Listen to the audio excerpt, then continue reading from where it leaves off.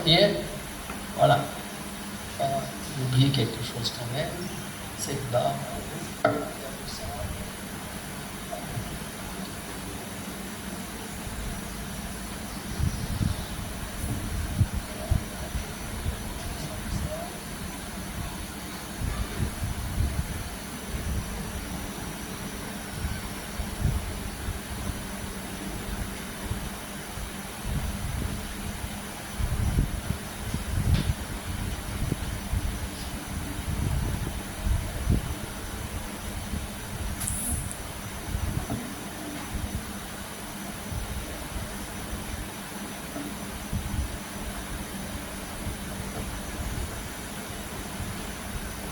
Ok, c'est parfait.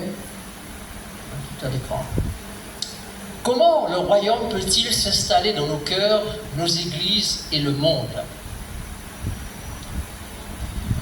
Nous avons vu ce matin qu'il y a 3 choses potentiellement dangereuses et intrusives dans le plan divin et présentes dans la création avant le péché.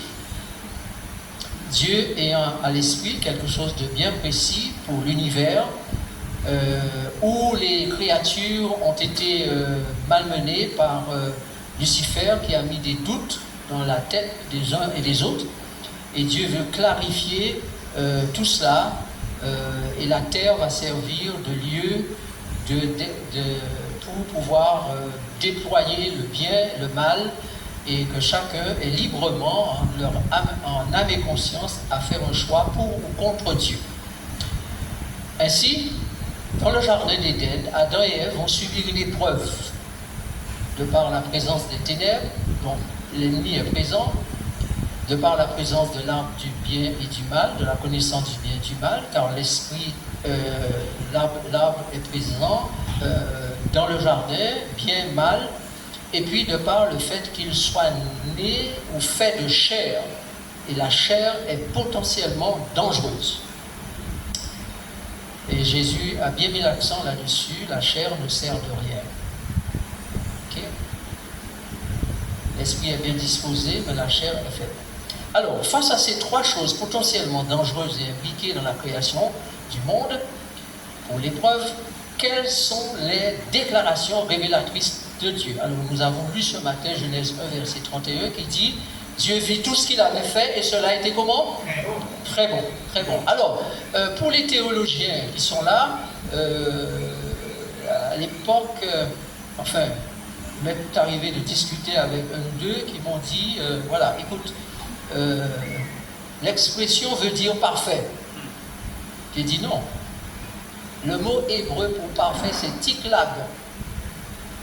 Et le mot très bon, l'expression très bon, c'est méhod. C'est pas du tout la même chose. Donc Dieu dit c'est méhod. Il ne dit pas c'est tiklag. Ok? Donc, d'ailleurs, le mot tiklag, parfait, on le retrouve dans la Bible ailleurs. D'accord? Mais pour l'expression de la création, Moïse n'emploie pas le mot tiklag.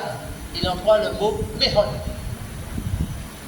Donc, Dieu dit bien, c'est très bon, mais il ne dit pas c'est parfait. D'accord? Si c'était parfait, il n'aurait pas à le refaire. Ok? Bien. La création est donc associée aux ténèbres, à l'éventualité du péché et de la mort, à l'arbre de la connaissance du bien et du mal, à l'éventualité de la chute. Elle révèle, la création, un dysfonctionnement dans l'univers divin. Le dysfonctionnement n'a pas commencé sur la terre, il a commencé dans le ciel. Et sur la terre, Dieu révèle ce dysfonctionnement en plantant dans le jardin l'arbre de la connaissance du bien et du mal et en disant à Adam et Ève, faites attention, ne mangez pas du fruit de cet arbre, car le jour où vous en mangerez, vous mourrez. Ce qui amène le Dieu qui donne la liberté à ses créatures à passer du très bon au parfait. Donc Dieu, après l'expérience de la création, l'expérience de l'histoire de l'humanité, va passer du bon au parfait, du très bon au parfait. D'ailleurs, il dit lui-même, nous allons faire toutes choses comment? Nouvelles. Et l'iniquité ne paraîtra pas 2 fois. Mais l'amour et la patience de Dieu avaient déjà prévu de supporter la transition et ces choses jusqu'à leur destruction totale. Donc il fallait une transition, un temps, un espace où le mal éclot, se développe, montre le fruit qu'il est, l'amertume qu'il y a dedans et tout ce qu'il y a dedans. Dieu a voulu mettre en place délibérément tout ça pour que les choses paraissent une seule fois dans l'univers. Et pas deux fois. Okay? Donc nous faisons partie d'une expérience divine et en discutant avec quelqu'un tout à l'heure, on m'a dit nous étions des privilégiés de faire partie de cette expérience-là. Parce que, est-ce que vous savez que nous, habitants de la terre, sauvés et maintenant habitants du ciel et du royaume des cieux, nous serons les instructeurs de tous les mondes. Parce que nous serons les seuls à avoir fait cette expérience bien mal. Les seuls dans l'univers. À part le diable et ses anges, hein, lui, il est définitivement perdu. Mais de ceux qui vont rester vivants, qui vont être sauvés et qui vont être avec les autres habitants du ciel, nous sommes les seuls, nous serons désormais les seuls à avoir fait cette expérience. Et nous pourrons ainsi être comment on les appelle? Ceux qui enseignent dans les universités là. Les maîtres, nous aurons une chaire. Nous aurons des chaires où nous pourrons parler de notre expérience de tout à fait positive et sous la direction du grand maître Jésus, nous allons pouvoir développer, comprendre la science divine la plus élevée qui est la science de la rédemption. D'accord? Mais nous participerons avec Jésus, d'ailleurs le texte dit que nous allons le suivre partout où il va. Okay? Donc le royaume parfait, royaume des cieux, ne supportera plus de toutes les idées qui induisent les choses imparfaites. Alors, qu'est-ce que nous comprenons lorsque nous lisons le livre d'Ézéchiel? Nous comprenons bien que c'est une idée qui a mené Lucifer là où il est aujourd'hui et à la mort éternelle. Une idée, des pensées. Et si vous avez bien lu Ézéchiel 28, vous allez voir que le texte commence en disant « Tu te crois Dieu, mais tu n'es qu'un homme. Tu te crois Dieu, mais tu n'es qu'une créature. » Ça veut dire, tu n'es qu'une créature. Mais cette créature a commencé à penser à un autre monde. Alors une prochaine fois, peut-être j'aurai l'occasion de vous raconter l'histoire lue dans le livre de la vérité, n'est-ce pas? Ou qu'est-ce qui s'est passé dans le ciel, la discussion entre Dieu et Satan, et c'est très intéressant de lire à travers la Bible ainsi les portions qui vous racontent comment ça s'est passé un peu plus en détail dans le ciel. D'ailleurs, lisez l'histoire d'Absalom, voilà un indice, lisez l'histoire d'Absalom et de David, et là vous avez une symbolique de ce qui s'est passé dans le ciel. D'accord? David représentant Dieu le Père, et Absalom, Lucifer qui se révolte contre Dieu. D'accord? Donc, toutes les histoires bibliques, en fait, sont dues pour que nous ayons la connaissance de ce qui s'est passé, nous qui sommes parvenus à la fin des temps. D'accord? Avec la venue et l'installation du royaume dans nos cœurs, puis en termes de nouveaux cieux et nouvelles terres, tout sera désormais éternellement parfait et simplement bon.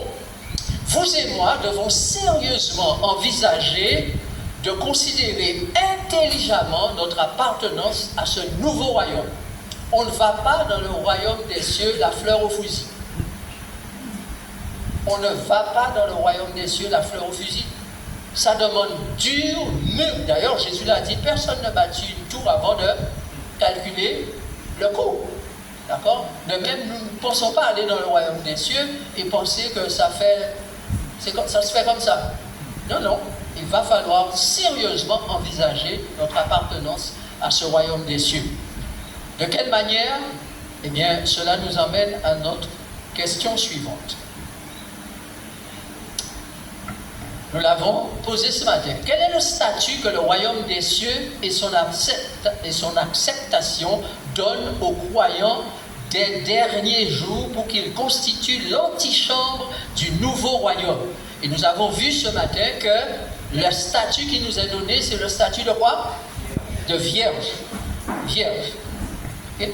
Donc ceux qui doivent s'identifier au royaume dans les derniers temps sont appelés vierges, porte-lumière, porte-lampe, porteurs de réserve d'huile. Jésus a soufflé sur ceux-là. Quand vous entendez parler de vierges, vous entendez parler de gens qui sont nés vierges, nés de nouveau, en fait. Nés de nouveau. Les adventistes du 7e jour font partie des croyants avec une mission spécifique. Comment faire face, donc, à ces trois dangers qui menacent l'Église? Les ténèbres, le bien et le mal, et la chair. Les mêmes dangers qui étaient dans le jardin d'Éden. Dieu dit, par Genèse 6, verset 3, écoutez bien, Dieu dit, Genèse 6, verset 3, que nous avons lu ce matin, que ce soit avant ou après le péché, la chair reste la chair. C'est ça qu'il est en train de nous dire. L'homme n'est que chair. Avant ou après le péché, c'est de la chair. C'est-à-dire de la matière. De la matière. Et une fois que vous mélangez la matière avec l'esprit, vous prenez des risques. Une fois que l'esprit n'a pas la domination totale sur la matière, c'est un risque.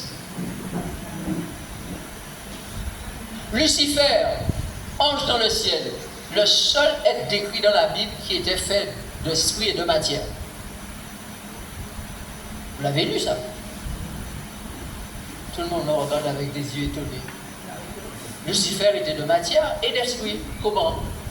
Vous n'avez pas vu qu'il était plein de pierres précieuses partout et il marchait au milieu des pierres précieuses? Il était couvert de pierres précieuses.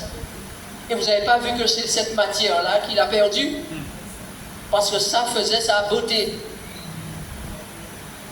Et il s'est perdu à cause de sa beauté qui lui était donnée par tout l'éclat qu'il avait à cause de ces pierres précieuses. Donc il était à la fois esprit et matière. D'accord? Donc ça a commencé dans le ciel, l'esprit et la matière. Puis Dieu, dans le jardin d'Éden, fait encore un homme d'esprit et de chair. Mais que ce soit l'homme fait d'esprit ou de chair, ou l'être fait d'esprit seulement, la problématique, c'est comment va-t-on, créature d'esprit ou créature de chair et d'esprit, rester fidèle à Dieu? Comment va-t-on rester fidèle à Dieu? Éternellement fidèle à Dieu. C'est ça la problématique posée. Donc, alors, je vous donne un petit aperçu d'une autre partie de l'histoire. Est-ce que vous savez que Lucifer travaillait dans ce qu'on appelle, la Bible appelle le perpétuel? Tous les anges créés par Dieu travaillent dans ce que l'Écriture appelle le perpétuel. Daniel, vous avez lu ce mot-là dans le livre de Daniel, le perpétuel. D'accord? Le perpétuel, c'est ce qu'on appelle le travail du royaume des cieux. C'est-à-dire que les anges travaillent perpétuellement sans jamais s'arrêter, pour utiliser une expression humaine, jour et nuit. Parce qu'il n'y a pas de jour et nuit dans le royaume de Dieu. Mais les anges travaillent tout le temps, sans jamais s'arrêter. D'ailleurs, l'Apocalypse les appelle les yeux de Dieu. Donc Dieu gère son univers à travers ces êtres qu'il a soufflés et qu'il envoie partout dans l'univers. Ce sont les anges. Et il gère l'univers avec les anges. D'ailleurs, Hébreu 1er le dit clairement, ce sont les êtres qui sont au service de Dieu et au service de ceux qui doivent hériter du royaume, du salut. D'accord? Mais Satan en avait marre du perpétuel. À un moment donné, il a eu assez du perpétuel. Et il a voulu sortir du perpétuel. Et il a imaginé qu'il puisse être un être avec une autre liberté. Et il a tellement pensé son affaire que Dieu lui a dit, mais tu as corrompu tes sanctuaires. Tes pensées là sont de très mauvaises pensées. Et tu es même allé jusqu'à faire commerce de ça dans le ciel. Dire aux gens qu'ils peuvent vivre librement d'une autre manière. Mais je vais te réduire en cendres si tu continues dans cette voie-là. Tu seras réduit en cendres. Donc, Lucifer ne voulait pas rester dans le perpétuel. Maintenant, Dieu, à la fin des temps, il forme des gens pour retourner dans le perpétuel. Allô? Service de Dieu permanent. Service permanent du Dieu d'amour. C'est pour ça qu'il nous forme maintenant. Voilà pourquoi il nous donne des talents pour apprendre à gérer. Voilà pourquoi il nous met dans les épreuves pour apprendre à gérer. Voilà pourquoi il nous met au sein d'un peuple pour apprendre à être en relation avec les uns avec les autres. Il nous forme pour ce que nous allons exercer comme service pendant l'éternité. D'ailleurs, je ne sais plus dans quel livre j'ai lu, je dois rechercher cette citation. Je suis tombé dessus une fois, j'ai trouvé ça important, j'ai dit que j'allais l'écrire et puis j'ai oublié, et puis je n'avais plus à retrouver cette citation. Ellen White écrit que c'est en fonction des talents que nous avons ici-bas développés que nous aurons une fonction dans le ciel. En vertu de ce que Dieu nous a donné à développer. Ce que nous sommes ici-bas aura simplement un prolongement dans l'éternité. Si vous êtes feignant, il n'y aura pas de prolongement. Pas de prolongement. Parce que le royaume des cieux, c'est un travail. Le royaume des cieux, c'est travail, travail, travail. Et Dieu dit, mais je ne vous ai pas créé pour être fatigué, vous ne serez jamais fatigué. Amen. Jamais. Donc vous serez des esprits au service de Dieu. Bon, j'arrête là parce que je vais aller trop loin dans cette affaire. Donc, ce texte nous fait comprendre, Matthieu 25, versets 1 à 12, qu'à la fin des temps, nous allons être des vierges, nous avons été déterminés en tant que tels par Dieu lui-même, qui nous a donné un nouveau statut que nous devons apprécier. Et puisque nous sommes des vierges, nos devoirs sont les suivants. Numéro 1, qu'est-ce que nous avons à faire? Comprendre et accepter notre statut ou privilège. La première chose que nous devons faire, c'est comprendre quel est notre statut ou notre privilège. La nécessité d'aller à la rencontre de l'époux, ça va avec.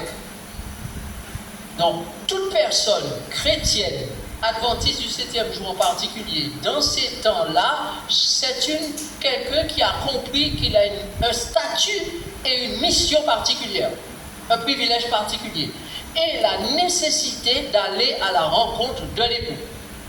Deuxièmement, on a compris qu'il nous faut absolument faire provision de quoi? D'huile, et avoir sa lampe allumée, c'est-à-dire rechercher quoi? La plénitude de l'esprit. Donc nous ne sommes pas là pour avoir des exercices religieux à l'église ou à la maison. Nous sommes là dans une école à la recherche de l'intelligence suprême. C'est-à-dire rechercher à comprendre les choses de l'esprit et à vivre des choses de l'esprit pour que la chair ne domine pas sur nous. Donc j'ai besoin, vous et moi, nous avons besoin d'être à l'école du Saint-Esprit pour qu'il nous enseigne comment nous préparer pour le royaume. Donc aujourd'hui, nous sommes en train de pratiquer les valeurs du royaume. Donc sur terre, nous sommes appelés à entrer à l'école de l'esprit pour mettre en pratique les valeurs du royaume des cieux dans lequel nous allons vivre pour l'éternité. Donc c'est une formation que nous avons ici-bas pour être prêts à être dans le royaume des cieux. Alors, mes amis, là encore c'est quelque chose que vous devez désapprendre et quelque chose que vous devez réapprendre. Tout le monde ne va pas dans le royaume des cieux.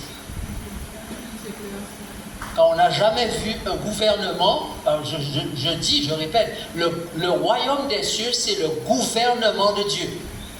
C'est la cellule gouvernementale divine qui gère tout l'univers. C'est ça le royaume des cieux. D'accord? Donc tout le monde ne va pas dans le royaume des cieux. Regardez Matthieu. Jésus l'a dit, Matthieu chapitre 5. Regardez ce que Jésus dit. Matthieu chapitre 5.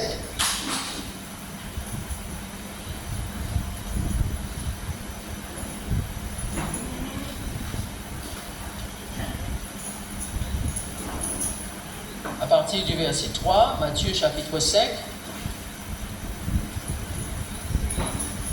Heureux les pauvres en esprit, car le royaume des cieux est à eux.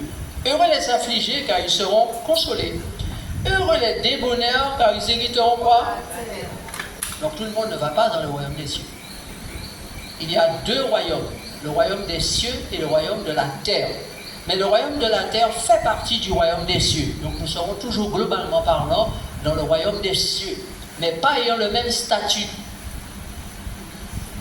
Il y a ceux qui ont un statut pour habiter la terre et il y a ceux qui ont un statut pour gouverner, pour être dans le gouvernement, ministre.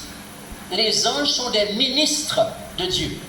Et le tiers des anges a été perdu, Dieu va remplacer ces ministres. Donc il y a une partie de gens qui vont être sélectionnés pour faire partie des ministres, et une partie de gens qui sera sélectionnée pour faire partie des habitants du ciel, ou de la terre, ou du royaume des cieux, ou du royaume de la terre. D'accord? D'ailleurs, c'est ce que Jésus nous dit lorsqu'il dit, je te donne la parole, dans Matthieu 22. Matthieu 22. Il est question du mariage du roi. Et qu'est-ce que le texte dit? Les serviteurs sont allés faire des invitations. Et dans ces invitations, il y avait des bons et des méchants. Bons et méchants sont venus à la porte de la salle des noces et ont reçu un vêtement. Bons et méchants. Et sont entrés et ont rempli la salle. Mais qui est allé chercher ces bons et méchants? Ce sont les serviteurs. Dans Apocalypse 14, verset 1er, sur qui mettons le sceau? Sur les serviteurs. Les serviteurs. La sélection 12 000, 12 000, 12 000, 12 000, c'est une sélection de serviteurs. Ces serviteurs, ce sont eux qui sont nommés dans Matthieu 25, qui reçoivent 5 talents, 2 talents, 1 talent. Et ces serviteurs-là, eh bien, à la fin, selon Luc, reçoivent, pour Matthieu, ils reçoivent le privilège d'entrer dans la joie du maître, et pour Luc, ils reçoivent le commandement de ville. Luc 19, à partir du verset 11, vous avez la parabole des mines. Dans la parabole des mines, Luc dit, reçoit le commandement de 5 villes, reçoit le commandement de 10 villes. Donc on voit bien que les serviteurs sont non seulement appelés à être dans l'intimité du maître, en tant que serviteurs proches, intimes du maître, et gestionnaires formés pour être aussi responsables de ville, c'est-à-dire de groupe de personnes. Une ville, c'est un groupe de personnes d'abord. D'accord?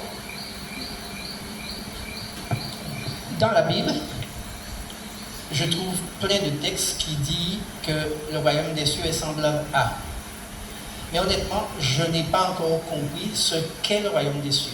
Alors, dans les quelques minutes qui viennent de se passer là, j'ai eu un petit éclaircissement, mais il y a des versets que je n'arrive pas à assimiler.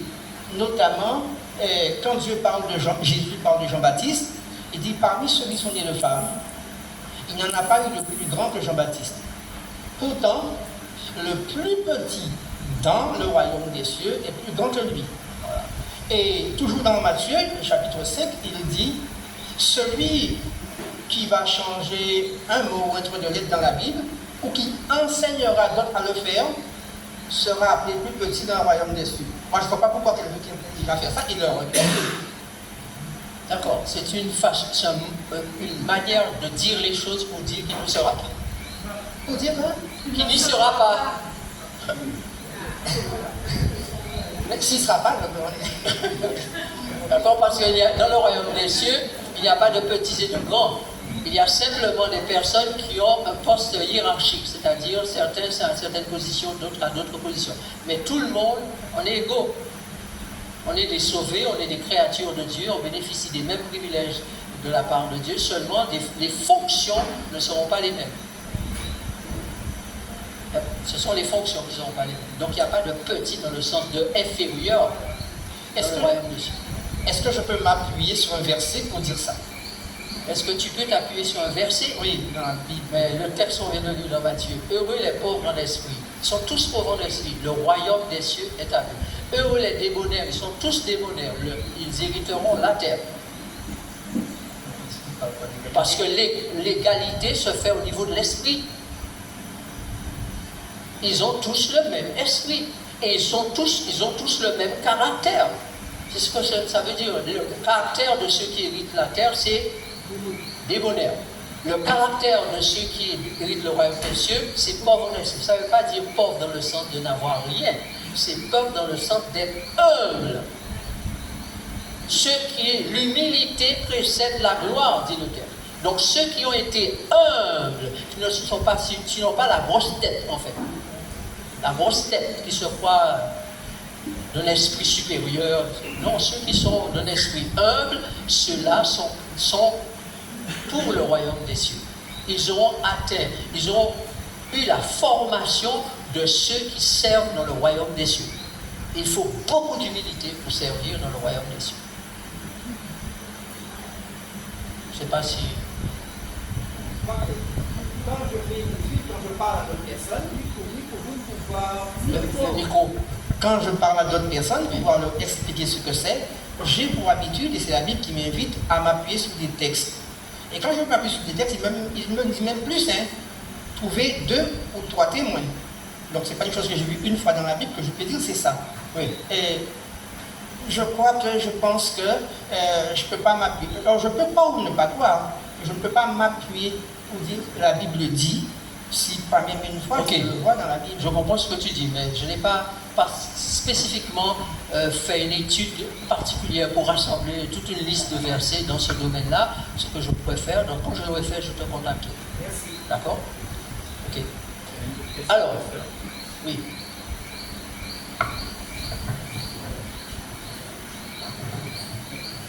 Ce que tu dis par rapport au fait qu'il y a certains qui sont dans le privilège de Dieu et d'autres auront des fonctions, est-ce que c'est en rapport avec le livre de Daniel chapitre 12, verset 3, et en Corinthiens chapitre 15, à partir du verset 41, qui parle de la brillance de certains qui sont intelligents et d'autres, certains vont briller mieux plus que d'autres. C'est ça. Donc à la fin des temps, Dieu prépare les gouvernants, ceux qui vont être dans le royaume des cieux. Ce sont ceux qui sont à la fin des temps. Est-ce que je vous demande de bien prêter attention à l'expression qu'il a été utilisée tout à l'heure, le royaume des cieux. Et de faire attention au fait que Jésus, une seule fois dans la Bible, dans le Nouveau Testament, utilise le verbe au futur. Par chaque fois qu'il parle du royaume des cieux, il dit le royaume est. Mais la seule fois où il utilise le verbe au futur, c'est la Matthieu 25. Le royaume des cieux sera semblable à 10 vierges qui vont à la rencontre de l'époux. Dans la parabole qui est en connexion directe avec la parabole des vierges, c'est la parabole des serviteurs, le même chapitre, le verset 14, où il distribue les dons. Le verbe est aussi employé au futur. Donc Jésus est en train de se projeter dans le temps et il dit à la fin, le royaume des cieux sera comme ça. Ce ne sera plus le royaume des cieux. Est semblable à ceci, est semblable à cela. Mais le royaume des cieux sera semblable et il sera semblable à 10 vierges. Donc ce qui veut dire qu'à la fin des temps, ceux qui vont être identifiés statutairement comme vierges, ce sont ceux qui vont hériter le royaume des cieux. Mais cet héritage comprend tout un cheminement où le royaume des cieux est ceci, est cela, parce que ça nous permet d'intégrer là les valeurs du royaume. Quand on leur dit le royaume est, c'est une valeur du royaume qu'on est en train de te donner. Mais après, on te dit ce que le royaume des cieux est sur terre juste avant le retour de Jésus. Il est semblable à 10 vierges. Comme tu verras ces 10 vierges, c'est ainsi que ça fonctionne dans le royaume des cieux. C'est ainsi que sera le royaume des cieux dans l'éternité. C'est pareil à ces vierges. Des personnes remplies de l'Esprit de Dieu. Des esprits en fait. Okay?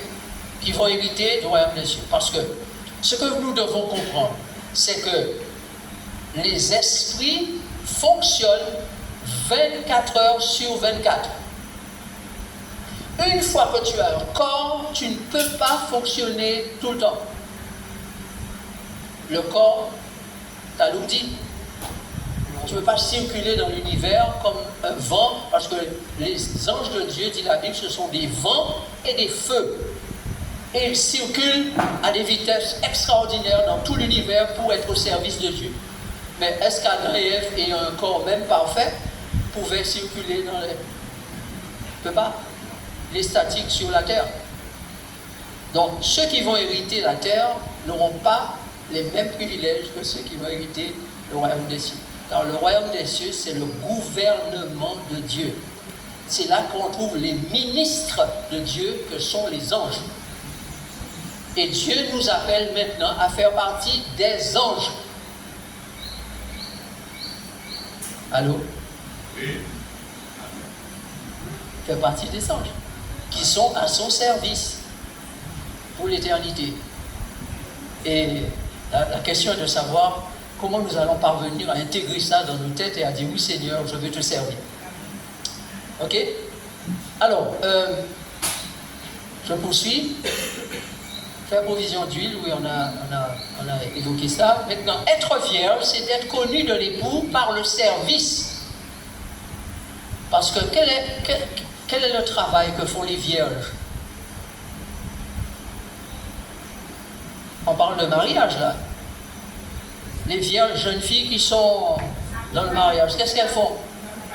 Elles accompagnent la mariée, elles préparent la mariée et accompagnent la mariée pour rencontrer le groupe du marié et de ses amis. Donc dans le mariage oriental, c'est deux groupes qui se rencontrent. Le groupe des amis de l'époux et le groupe des vierges avec la mariée. Donc quand ces deux groupes se rencontrent, ces deux groupes vont dans la maison du marié pour pouvoir procéder au scellement du mariage et au repas des noces.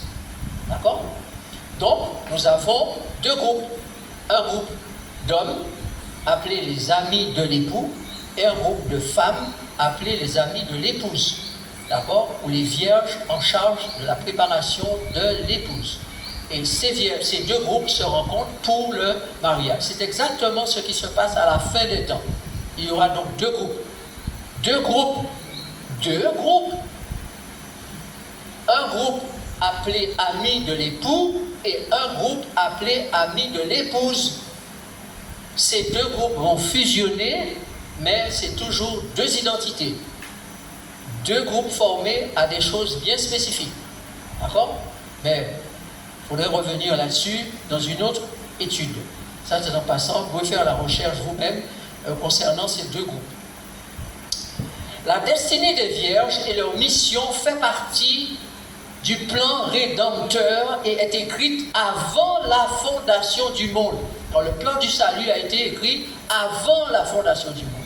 Dans ce plan, Dieu a prévu la participation au plan rédempteur. Il a prévu une participation qui est celle des vierges. D'ailleurs, il associe les vierges au royaume des cieux. Le royaume des cieux sera semblable à 10 vierges. Ça veut dire que dès la fondation du monde, dans le plan divin pour la réinstallation du royaume, pour les nouveaux cieux et la nouvelle terre, il a prévu le service des vierges. D'accord? Donc, fait partie du plan rédempteur, est écrit, regardons à quoi le statut de vierge est associé. Apocalypse 14, versets 4 et 5, nous montre à quoi est associé le statut des vierges. Apocalypse 14, versets 4 et 5.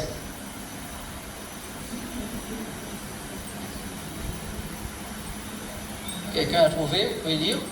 Ce sont ceux qui ne se sont pas souillés avec des flammes, car ils sont vierges. Ils suivent l'agneau partout où il va. ils ont été rachetés d'entre les hommes comme des prémices pour Dieu et pour l'agneau, et dans leur bouche il ne s'est point trouvé de mensonge, car ils sont irrépréhensibles. Merci. Alors, qu'est-ce qui est associé au statut de vierge? Alors, les vierges, ce sont les 144 000, vous avez compris ça? Parce que ce sont les 144 000 qui sont décrits comme étant vierges. Leur statut est attaché à prémisse. Donc les 144 000, il ne faut pas faire le Yes. Alors, vierge, Pas souillé avec des femmes. prémisse, pas encore. Véridique, pas de mensonge dans leur bouche, et irréprochable. Irréprochable. Qui peut être appelé irréprochable sinon quelqu'un qui est vierge? Il n'y a qu'une vierge, qu'une vierge, une personne vierge qui peut être appelée irréprochable parce que jusqu'à maintenant, elle est dans ce qu'on appelle entre guillemets l'innocence. D'accord? Donc, ça veut dire qu'elle est pure, ça veut dire qu'elle est sainte, ça veut dire qu'elle est non souillée. D'ailleurs, c'est pour ça que le texte dit ils ne se sont pas souillés avec les femmes.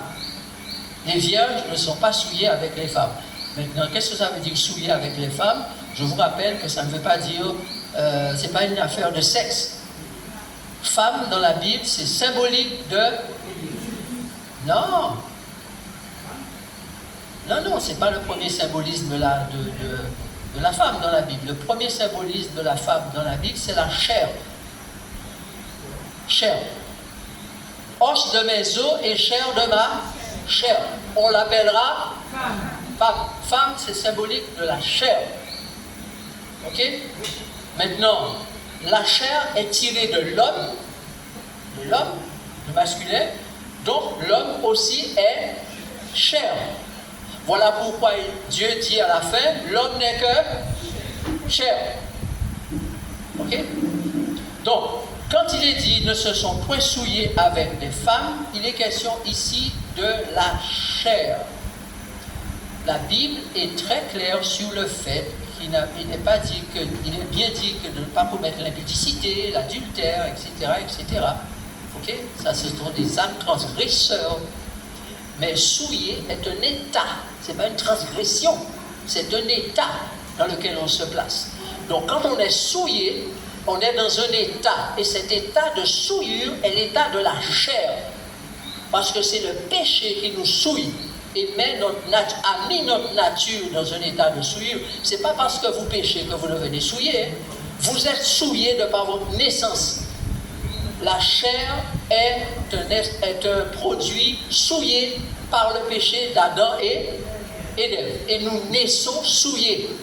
Mais lorsque Dieu nous fait naître vierges de nouveau, nous n'avons plus la nature souillée, nous avons la nature pure, celle des vierges. Déjà, vous êtes purs par les paroles que je vous ai dites. Quand nous acceptons les paroles de Jésus dans nos vies, quand nous acceptons Jésus dans notre vie, il nous purifie, nous débarrasse de notre nature souillée. Yes? C'est ça? Vous y croyez? Dis Amen. Jésus t'a débarrassé de ta nature souillée. Donc, les vierges, ce sont ceux et celles qui ont été débarrassés de leur nature souillée et qui sont restés dans leur virginité, qui ne sont pas retournés. C'est-à-dire que vous avez la possibilité d'être vierge pure, sage, ou vierge, folle, ou souillée. C'est la même chose. D'accord? Donc il y en a qui ont choisi de retourner dans la souillure, et il y en a qui ont choisi de rester irréprochables dans la sainteté, dans la pureté, dans la virginité. C'est un choix. Donc les 144 000, ce sont en fait le reste qui a été dans l'esprit de tout sacrifier pour rester vierge.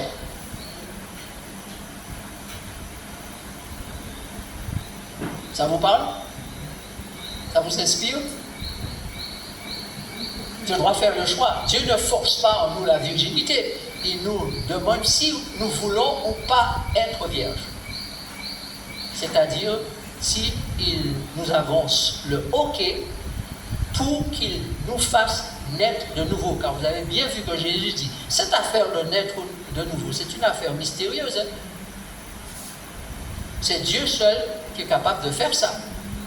Donc, si vous acceptez de faire partie du royaume des cieux, il faut absolument que vous naissiez de nouveau d'eau et d'esprit. Que vous deveniez vierge. Peut-on naître de nouveau plusieurs fois? Non. Non. On n'est pas plusieurs fois. D'accord? Une fois que tu es né, tu peux avoir un cheminement où tu peux tomber, relever, parce que tu crois en ce que Dieu a fait pour toi et tu regrettes d'avoir malmené, méprisé ce que tu étais, vierge. Tu dis, pardon Seigneur, j'ai méprisé la nature que tu m'as donnée, la nouvelle nature que tu m'as donnée, et je t'ai fait honte. Pardonne-moi. Je veux garder cette nature. Et Jésus nous donne la possibilité d'être débarrassé de notre souillure. Comme il a vu Josué, il lui a dit, enlevez-lui et mettez-lui. Voilà. Il y a une question au fond. Oui? C'est qui?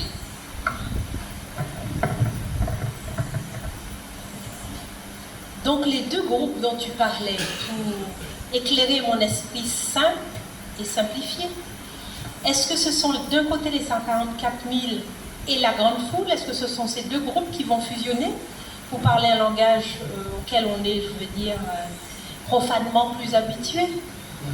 Est-ce que tu parles de ces deux groupes-là? Non. Non? 144 000 et... Tu vas me faire rentrer dans une grande étude. Non, mais c'est pour comprendre, Oui, alors, parce que je pense qu'il y a des gens qui se posent la question. Voilà. Alors, quand vous regardez, alors, je vais vous donner une astuce que Jésus a donnée. Il a dit, quand vous lisez l'Ancien Testament, je vous parle de moi. Donc, lisez les textes de l'Ancien Testament en comprenant que c'est Jésus qui vous parle de lui. D'accord? Et dans le texte de l'Ancien Testament, vous lisez le récit de Josué chapitre 3 où les enfants d'Israël s'apprêtent à entrer dans la Canaan céleste, ce qui est la symbolique du royaume des cieux. La Canaan, et symboliquement et spirituellement, on parle de la Canaan céleste. Quand on s'approche au dernier temps, on est prêt d'entrer dans le royaume des cieux, donc de la Canaan céleste. Vous notez la disposition du peuple avant de traverser le fleuve. Et vous allez remarquer que Dieu met 3 groupes devant le peuple. Qui sont-ils? Les Lévites qui portent l'arche. D'accord? Ensuite, non, il n'y a pas de chante. Non, il n'y a pas de chante à ce moment-là. Ça, c'est dans un autre combat. Mais à l'entrée de Canaan, on ne parle pas de chant. Il y a 3 groupes. Il y a les Lévites qui portent l'arche, les choisis qui portent la pierre qui va être faite, avec laquelle on va construire l'autel à la sortie des eaux, et un autre groupe qui s'appelle les Rubénites soldats, un groupe de soldats. C'est les 3 groupes qui sont devant le peuple avant d'entrer dans la nouvelle terre. Cette disposition et cette symbolique se retrouvent à la fin des temps. Il y a le peuple, les invités dans le royaume des cieux, et il y a un groupe spécifique qui sont à la tête du peuple. D'ailleurs, vous avez noté que quand les Lévites sortent, la procession commence, les Lévites sont derrière. Ils traversent le peuple, lisez bien le texte, et ils vont se mettre à l'avant, au milieu de l'eau. pose les pieds et chaque pied reçoit une pierre. Ils se mettent au milieu de l'eau et le peuple traverse. Et quand ils ont fini, le peuple arrive sur le rivage, les Lévites repartent et repassent devant le peuple. Les soldats repassent devant le peuple. Le groupe des pierres repasse et pose les pierres et ça reste comme un souvenir de l'action de Dieu en faveur d'Israël. Donc, ce qui veut dire qu'à la fin des temps, Dieu va faire la même chose. Il y aura tout le peuple, mais il y aura des choisis. Les sacrificateurs sont choisis, les porteurs de pierres sont choisis, et les soldats sont choisis. Donc, il y a le groupe des choisis et le groupe des invités à traverser. 2 groupes, 3 groupes. Donc, les sacrificateurs, vous avez noté que dans Apocalypse, il est dit, tu as fait de ton peuple, de ton église, je ne sais pas, un royaume de sacrificateurs. D'accord? Et ils hériteront quoi? Ah, vous n'avez pas lu, vous n'avez pas fait attention, vous n'avez pas retenu. Vous lisez ça, c'est très important. Hein? D'accord? Apocalypse chapitre 1 et Apocalypse chapitre 5. Regardez ça, c'est très important de comprendre. Regardez au chapitre 6, verset 8, je crois. Chapitre 1, verset 8. Et qui a fait de nous un royaume des sacrificateurs pour Dieu son Père, à lui soit la gloire et la puissance au siècle des siècles. Et au chapitre 5, verset, voilà, merci. Tu as fait d'eux un royaume et des sacrificateurs pour notre Dieu et régneront sur la terre. Donc il y a 2 groupes. Le groupe appelé royaume et le groupe appelé sacrificateur. Sacrificateur. Maintenant, le groupe appelé sacrificateur n'est pas le groupe des 144 000. Parce que là, ce ne sont pas les sacrificateurs, mais ce sont les serviteurs. Vous avez noté que Moïse avait fait une chose extraordinaire, c'est qu'il avait mis à la tête des enfants d'Israël ce qu'on appelait des chefs. Chefs de sang, chefs de sang, etc., etc. Le groupe des chefs est un groupe spécifique. Pour le royaume des cieux, Dieu aura non seulement besoin des ministres, mais il aura aussi besoin de chefs de groupe. L'idée de chef de groupe, c'est une idée divine, hein, ce n'est pas une idée humaine. Hein. Le ciel est organisé comme ça, en groupe et en chef de groupe. D'accord? Donc, ce qui veut dire que ceux qui vont être dans le royaume des cieux seront 2 groupes. Le groupe des ministres du gouvernement et le groupe des chefs de chefs de quoi? De groupe. Il y aura donc 2 groupes de dirigeants, ministres et chefs. Les sacrificateurs, n'est-ce pas? Vous avez vu qu'il y en a qui portent l'arche et il y en a 2 autres groupes qui sont au service, c'est-à-dire le groupe des porteurs de pierres et les groupes des soldats qui sont là pour la défense du peuple. Ce sont des serviteurs, d'accord? Mais il y a un groupe de sacrificateurs, un groupe de serviteurs et le peuple. Groupe de sacrificateurs, groupe de serviteurs et le peuple. Dans le royaume des cieux, c'est pareil. Groupe de sacrificateurs, groupe de serviteurs et le peuple. Maintenant, voilà. Ok. Donc, maintenant, il faut bien comprendre que ces choses méritent d'être approfondies par vous. Vous entendez ce que je dis? Vous dites peut-être, oui, d'accord, mais tant que vous n'avez pas été pour étudier ces choses par vous-même, vous n'allez pas pouvoir les assimiler correctement. Il faut prendre la Bible et lire attentivement, lentement les textes bibliques et voir ces choses-là. Maintenant, je vous donne, et notez sur votre cahier, 3 principes importants pour lire la Bible.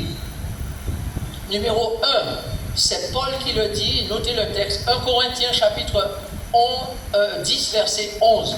Ce qui a été écrit l'a été pour notre instruction à nous qui sommes parvenus à la fin des siècles. Donc Dieu a des instructions à nous donner pour nous qui sommes parvenus à la fin des siècles. La deuxième chose que vous devez faire quand vous lisez la Bible, et tu l'as mentionné tout à l'heure, c'est avoir 2 ou 3 témoins. C'est-à-dire 2 ou 3 textes qui disent la même chose. Ça, c'est important de le faire. Et puis la troisième chose, c'est adopter le principe d'Ésaïe. Un peu ici, un peu là, règle sur règle, précepte sur précepte. Les théologiens, dans la grande majorité, ils ont mis ces choses-là de côté et la plupart du temps, ils utilisent d'autres règles d'interprétation. Mais les meilleures règles d'interprétation biblique, ce sont ces 3-là. Christ, ensuite, 2 ou 3 témoins, ensuite, règle sur règle, précepte sur précepte, voilà, c'est-à-dire un peu ici, un peu là. Et ça s'ajoute avec la deuxième règle, puisque ça vous permet d'aller et de voir que vous n'avez pas seulement un texte qui dit ça, mais 2, 3, et parfois plus. Okay? Donc c'est ce qu'il faut adopter. Donc je dis ça pour dire que vous devez faire vos devoirs. Allez, prenez la Bible et étudiez-la par vous-même. Faites-vous aider si vous êtes en difficulté par quelqu'un qui peut vous y aider. Mais faites une recherche personnelle. Et n'entendez pas simplement ce qui vous est dit. D'accord? Oui. Il y a une remarque. Question.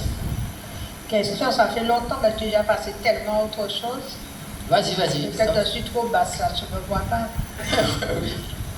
Alors, je voulais revenir sur quelque chose que tu as dit. Tu as parlé de lorsque nous naissons avec une nature souillée. C'est ça? C'est ça.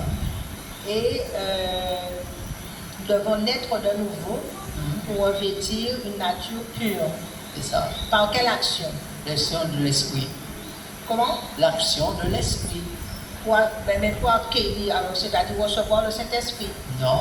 Alors, explique-moi. C'est une action mystérieuse, divine de l'esprit pour te donner un nouveau statut de la part de Dieu.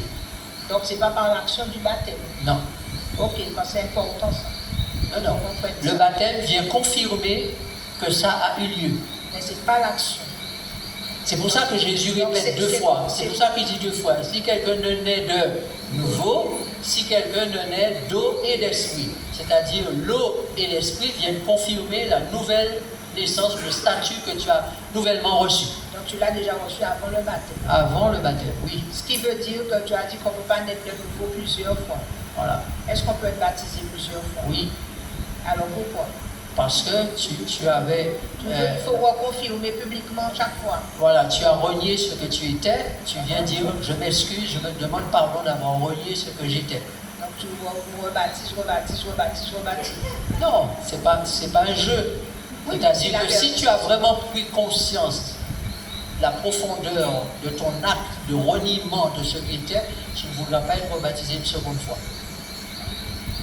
Mais c'est que des fois, pour un simple truc que quelqu'un a fait, on lui demande de se rebaptiser. On ne devrait pas.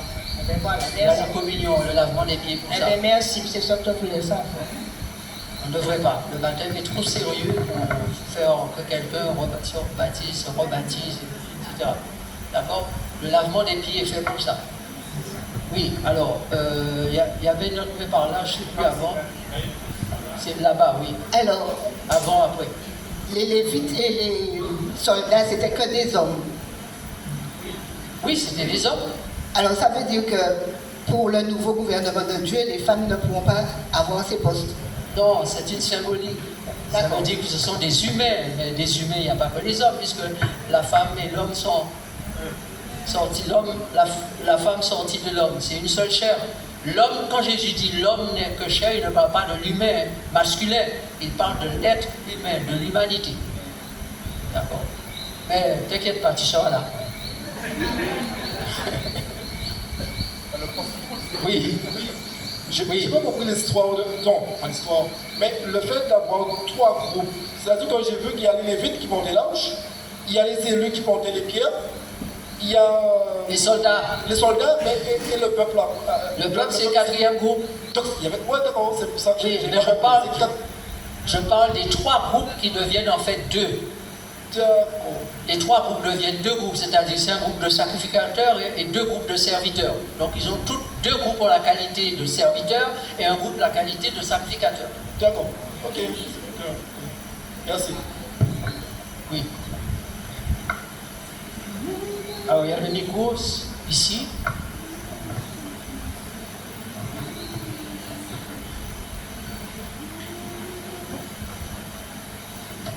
Alors, la sœur a demandé à quel moment on reçoit l'Esprit.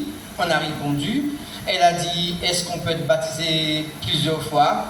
Ça peut Ça ne arriver. devrait pas être, mais ça peut. Mais moi, j'ai un texte encore biblique qui me gêne. Il se trouve dans Hébreux 6, à partir du verset 4. Maintenant, tu le connais. Il dit, car il est impossible que ceux qui ont été une fois éclairés, qui ont goûté le don céleste, qui ont eu part au Saint-Esprit, qui ont goûté les bonnes paroles de Dieu et les puissances du siècle à venir, et qui sont tombés, soient encore renouvelés et amenés à la repentance. Ah, tu as lu quelque chose de très important, qui ont goûté au Saint-Esprit. Quand tu as péché contre le Saint-Esprit, il n'y a plus de possibilité. À goûter au Saint-Esprit, ça veut dire péché contre? Non, ils ont goûté au Saint-Esprit et ils ont renié ça. Donc, il n'y a plus de possibilité de revenir. Mais tous ceux qui sont baptisés du Saint-Esprit ont goûté au Saint-Esprit. C'est pour ça. Non. Ils ont été baptisés de l'Esprit. Ils ont accepté l'Esprit. Mais goûter au Saint-Esprit, c'est une affaire qui est un processus. Ce n'est pas une affaire comme ça, goûter au Saint-Esprit. C'est un processus. C'est manger la parole, se nourrir de la parole, être rempli de la parole, obéir à la parole. Et ainsi, tu as un cheminement avec l'Esprit qui te fait croître. C'est ce qu'on appelle la sanctification. Donc quand tu as goûté à ce processus de l'action du Saint-Esprit, ensuite tu craches dessus et tu dis que ça c'est de la bêtise, etc. Et tu rejettes malgré tous les appels de l'Esprit, tu restes ferme dans ta position que c'est de la bêtise, à un moment le Saint-Esprit se retire. Mais tu as remarqué que le texte utilise exactement le même que tu as dit, qui sont tombés. Ils ne disent pas qu'ils ont rejeté et tout ça. Hein. Quand il faut choisir les diacres, on dit choisissez parmi vous, dans le peuple, enfin, dans l'Église, cette personne qui sont remplies du Saint-Esprit. Attends, avant d'aller plus loin, relis bien le texte. Tu vas voir la quantité de choses qui est citée et qui te met à un niveau là-haut. Relis le texte.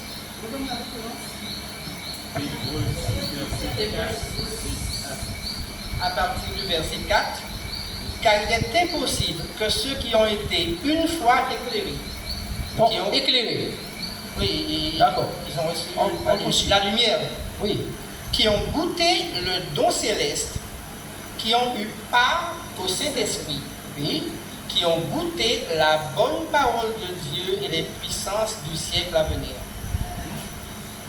et qui sont tombés, soit encore renouvelés et amenés à la repentance. Ce qui veut dire que quand tu es arrivé à ce niveau-là, si tu retombes, il n'y a plus de retour. Parce qu'à ce niveau-là, tu as tellement reçu de la part de Dieu que si tu renies tout ça, tu méprises le Saint-Esprit et tu le chasses de ta vie. C'est ce que le texte veut dire. Alors, on poursuit, on peut y aller, le temps passe.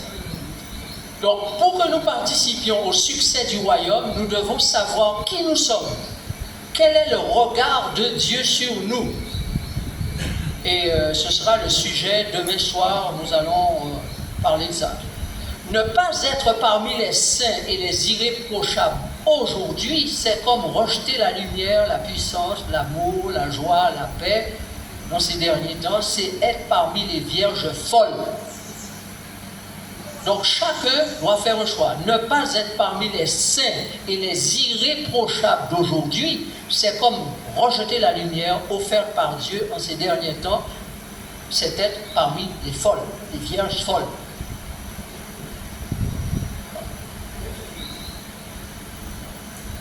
Alors, regardez Éphésiens chapitre 1, versets 3 et 4. Qu'est-ce que ça dit?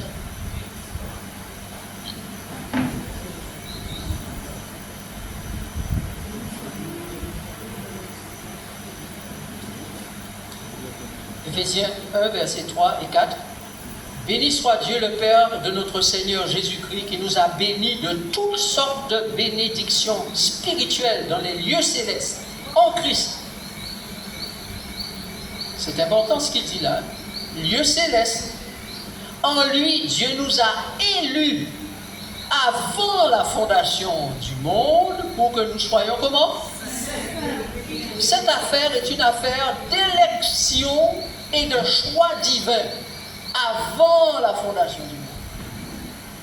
Et voilà pourquoi les 144 000, ce sont des sélectionnés de Dieu. Il dit, ne lâchez pas les vents, je n'ai pas terminé l'œuvre de sélection. 12 000, 12 000, 12 000, 12 000, de toutes les tribus d'Israël. Une œuvre de sélection. Donc vous et moi, aujourd'hui, nous sommes appelés à être ou non parmi les sélectionnés, les choisis. Les choisis. C'est une affaire importante, ça. Hein? Prenez ça en sérieux. Notre mission pour nous qui vivons à la fin des siècles, ce n'est pas d'abord la tenue de campagnes d'évangélisation publique, d'études bibliques, mais la production des œuvres justes par le Saint-Esprit, agissant pleinement en nous pour une proclamation efficace de cet évangile. Donc pour que la prédication de l'évangile soit efficace, qu'est-ce qu'il faut? Il faut des gens qui puissent pouvoir produire le témoignage, les œuvres. Maintenant, nous sommes pratiquement 8 milliards d'habitants sur cette terre. Nous sommes à peine 16 ou 20, disons 20 millions d'adventistes. Voilà. 11 millions. D'accord? Alors, comment va-t-on pouvoir rendre témoignage puissamment dans ce monde? Maintenant, vous avez noté que Dieu gagne la bataille contre les Madianites avec 300 personnes. Il y en avait au départ combien? 32 000. Et de 32 000, il passe à 10%. 10% de cette quantité, pratiquement. Donc, ce petit groupe de choisis de Dieu, parce que c'est Dieu lui-même qui les choisit, hein, il dit, vous allez les emmener vers la rivière et ceux qui vont laver seront sélectionnés. Donc il y a une sélection, un choix divin pour gagner le combat. Donc à la fin du monde, ce n'est pas la quantité qui compte, mais la qualité de personnes qui choisissent. Et Dieu dit, ces personnes-là, lorsqu'elles seront choisies par moi, eh bien elles vont faire un travail extraordinaire contre le camp de l'ennemi. Et la bataille sera gagnée et tout le monde va pouvoir bénéficier. Ceux qui doivent s'ajouter après pour finir les choses, les finitions, le peuple va se rassembler, on va faire la finition. Mais la bataille sera gagnée avec combien? 300, c'est-à-dire un petit nombre. Donc nous pensons qu'il faut ajouter des quantités de gens à l'église que l'évangile soit prêché. Non, Dieu peut terminer l'évangile avec peu de monde si nous avons accepté le statut qu'il nous a donné, nous avons la foi de Jésus, si nous avons compris notre mission et si nous nous mettons vraiment dans un engagement total. Le Saint-Esprit descend sur nous, il nous scelle et nous donne une puissance capable de finir l'œuvre en peu de temps. Donc la priorité, c'est pas rechercher à prêcher partout. La priorité, c'est faire en sorte qu'il y ait des personnes qui soient remplies du Saint-Esprit. Pour qu'avec un petit nombre, même si c'est un petit nombre, Dieu puisse pouvoir l'aider, car ces gens-là seront en tout à fait personnes éclairées. Ils auront capté l'Esprit divin, et l'Esprit divin et eux seront unis, et Dieu pourra les utiliser pleinement. Voilà ce dont nous avons besoin aujourd'hui, de personnes remplies de l'Esprit. Voilà. Mais on va faire de la bataille, on va chercher à gagner des victoires avec des personnes qui n'ont pas la plénitude de l'Esprit. Donc nous allons peut-être faire quelques coups, nous allons de temps en temps, nous allons remporter des victoires, peut-être parce que nous sommes nombreux, peut-être parce que nous avons impressionné par le nombre, ou par l'action, ou la qualité de ce que nous avons fait. Mais le Saint-Esprit voudrait faire beaucoup plus que ce que nous n'imaginons. Mais pour cela, il faut un peuple qui soit purifié, lavé, blanchi et rempli de l'Esprit. Alors, donc, voilà pourquoi Jésus dit, dans Jean 13, versets 34 et 35, à ceci, tous connaîtront que vous êtes mes disciples, si vous avez quoi? De l'amour les uns pour les autres. Et dans Jean 17, versets 22, 23 et 26, il parle de quoi? De l'unité. Et pas n'importe quelle unité, comme le Père et moi, nous sommes un. Donc, pour arriver au niveau de l'unité, comme le Père et le Fils sont, ça demande une action particulière de l'Esprit en nous.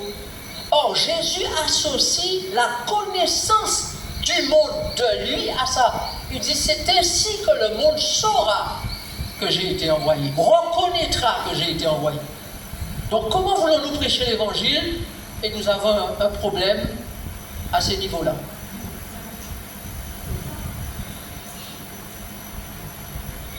C'est-à-dire que nous faisons du business, quoi.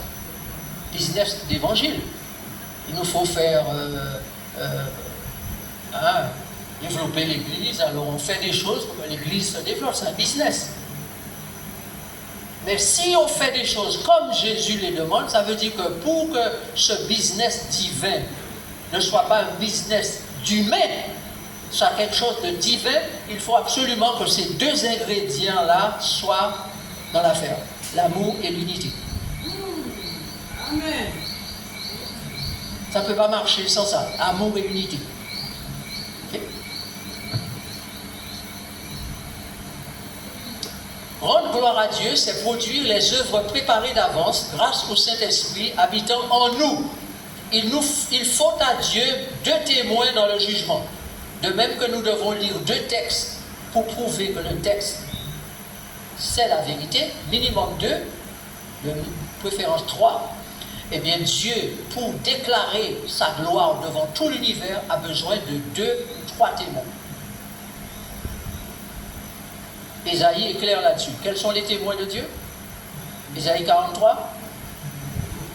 Jésus et le peuple. Jésus et le peuple. D'accord? Deux témoins. Ces témoins de Dieu doivent produire des œuvres justes, bonnes. Il faut à Dieu deux témoins dans le jugement, la réception du royaume, dans le mariage et la propagation de sa gloire. Je reprends. La fatigue se fait sentir. Déjà, je vois que certains s'assoupissent, c'est normal. D'accord? Si vous tirez un coup de tête de temps en temps, je comprends. D'accord? Regardez bien, le texte est à l'écran. Il faut à Dieu deux témoins dans quoi? Le jugement, la réception du royaume, dans le mariage et la propagation de sa gloire. Parce que Dieu n'a pas choisi de faire tout ça sans nous. Il n'a pas choisi de faire ça sans nous. Donc nous devons être à notre place dans le jugement, à notre place dans la réception du mariage, à notre place dans le mariage et dans la propagation de la gloire de Dieu. Dieu a besoin des humains et il a trouvé deux humains, deux témoins. Jésus a été le représentant total, global de l'humanité et qui a été le premier témoin fidèle que Dieu a. Et puis Dieu se donne la possibilité d'avoir un deuxième témoin fidèle, c'est son peuple, ses serviteurs. Le texte dit, c'est bien, bon et fidèle serviteur. Entre dans la joie de ton maître. Donc Dieu a besoin du deuxième groupe de témoins serviteurs fidèles. Et c'est nous, le deuxième témoin. Donc vous comprenez la responsabilité que nous avons à ce stade. Voilà. Alors, Producteur d'œuvres justes, de lumière, beaucoup d'amour, de paix et de joie, voilà ce qui doit caractériser le peuple de Dieu au dernier jour. La connaissance, l'obéissance, beaucoup d'amour, de paix et de joie. Jésus ne peut pas être le témoin de son propre mariage. Donc il a besoin de témoins. Il lui faut Moïse et Élie. Ce sont les deux témoins d'Apocalypse 11. Moïse et Élie. Ce sont les deux témoins de Jésus. Vous savez, vous vous souvenez qu'ils sont venus lors de la transfiguration encourager Jésus, n'est-ce pas? Ce sont ces deux témoins. Il a besoin. La symbolique de Moïse, c'est quoi? Ceux qui passent par la mort. Et la symbolique d'Élie sont ceux qui sont transmués, direct. D'accord? Ok. Donc, Jésus est témoin dans le jugement de Dieu avec Moïse et Élie. Mais dans le mariage, c'est Moïse et Élie parce que Jésus ne veut pas être témoin de son propre mariage. Selon Apocalypse 11, versets 11 à 13, Jésus dit qu'il donnera à ces deux témoins de prophétiser pendant 1260 jours. Les Élie et les Moïse sont à la fois témoins du jugement et témoins du mariage. Ils sont aussi associés à la parole de l'Ancien et du Nouveau Testament, témoins du temps prophétique. Ils sont tous deux prophètes. Donc voilà pourquoi dans notre dénomination, on dit que les deux témoins, c'est l'Ancien et le Nouveau Testament. Mais c'est associé d'abord à Moïse et Élie. Ce sont des prophètes de l'Ancien Testament. Mais symboliquement parlant, Moïse et Élie symbolisent le peuple de Dieu ayant la possibilité de passer par la mort pour ensuite être ressuscité, et le peuple de Dieu ayant cette possibilité de passer par la transmutation et non par la résurrection. Donc après ces 1260 jours, aura lieu donc ce fameux mariage, et là nous devons nous préparer à occuper notre place dans le mariage, dans la réception du royaume et partout où Dieu a prévu que nous soyons. Voilà, nous sommes arrivés à la fin de cette première partie. Après les questions et réponses, je pense que la prochaine partie sera beaucoup plus courte. Maintenant, est-ce que vous avez des questions ou est-ce que vous voulez vous détendre un moment avant de revenir dans 5 minutes, 5-10 minutes? C'est du temps.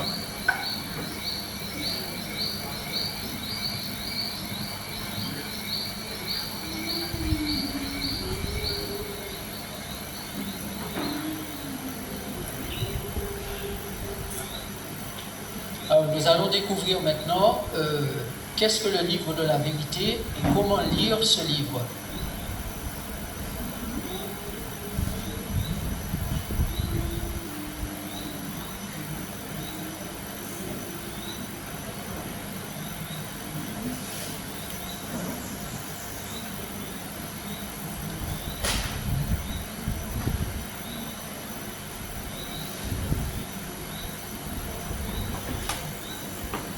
Prenez le temps de respirer un petit moment, vous détendre et revenir pour la prochaine session.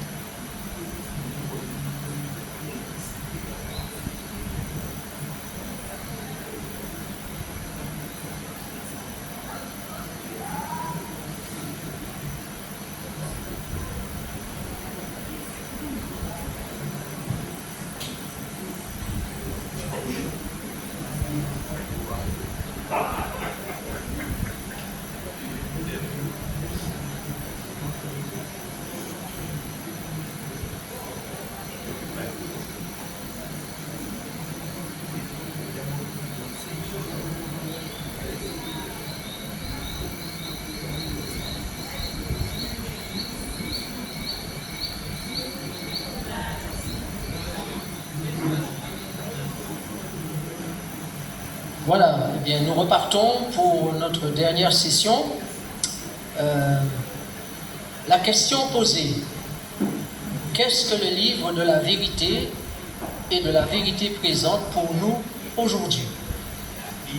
Je vous invite à prier. Père Céleste, nous te remercions pour ce moment que nous allons vivre et celui que nous avons déjà passé ensemble. Merci de nous accorder d'avoir cette intelligence, cette sagesse pour comprendre, pour exprimer, pour vivre ces choses que tu veux que nous vivions. Quand ton esprit vient et assiste-nous pour que, au sortir de ce lieu, nous ayons progressé, avancé, nous ayons fait des choix concernant notre relation avec toi et avec les autres, que nous ayons fait des choix concernant notre désir d'être des saints, des purs, des sanctifiés, des lavés, des purifiés, des baptisés, des sauvés. Que tout cela soit clair dans notre esprit, de sorte que la production soit la joie, la paix, beaucoup d'amour, de la puissance et de la lumière. Fais ceci pour nous au nom de Jésus. Amen. Qu'est-ce que le livre de la vérité et de la vérité présente pour nous aujourd'hui? Daniel chapitre 10, verset 21, nous allons relire ce texte pour ceux qui ne l'avaient pas encore sous les yeux, qui n'avaient pas encore lu. Daniel chapitre 10, verset 21. Mais je veux te faire connaître ce qui est écrit